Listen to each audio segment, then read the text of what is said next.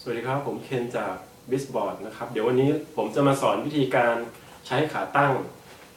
ของตัวป้ายเรืองแสงนะครับเดี๋ยวเรามาดูกันนะครับว่าใช้ยังไงบ้างเรามาดูอุปกรณ์ก่อนนะครับว่าในถุงนี้จะประกอบด้วยอะไรบ้างในถุงนี้จะประกอบด้วย2ส่วนก็คือตัวขาตั้งนะครับแล้วก็เป็นตัวที่ใช้รองป้ายเรืองแสงนะครับจำเป็นต้องใช้หรือไม่จำเป็นต้องใช้ก็ได้แต่ว่าถ้าเป็นป้ายเล็กเนี่ยก็ควรจะใช้แต่ถ้าเป็นป้ายใหญ่ก็ไม่ได้ซีเรียสนะครับ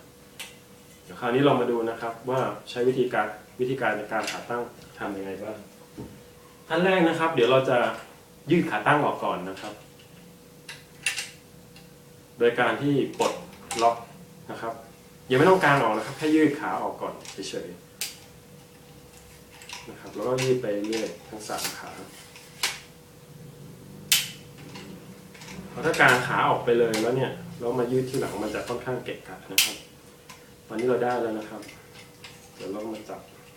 แล้วก็กางออกนะครับ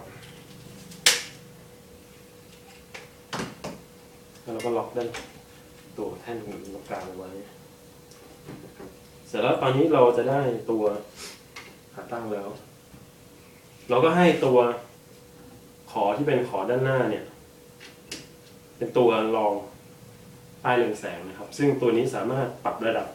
หมุนขึ้นหมุนลงได้นะครับแล้วจุดที่สำคัญก็คือตัวล็อกป้ายด้านส่วนด้านบนนะครับเดี๋ยวตอนนี้เราจะยืดตัวล็อกป้ายก่อนนะครับ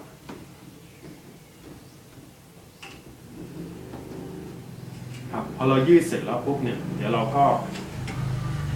จะนำป้ายมาติดตั้งแล้วนะครับ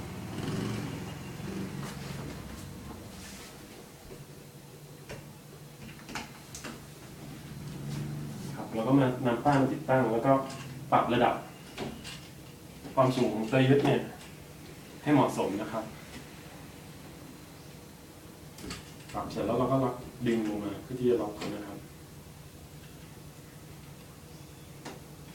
โอเคนะครับตอนนี้เราก็สามารถใช้ขาตั้งประกอบกับป้ายได้เรียบร้อยแล้วนะครับตอนนี้เดี๋ยวเราลองมาดูนะครับว่าถ้าติดไฟใส่เราจะเป็นยังไงบ้างนะครับ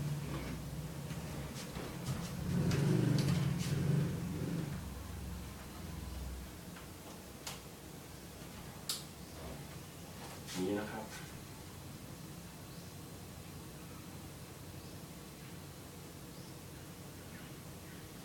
เดี๋ยวลองปิดไฟดูนะครับ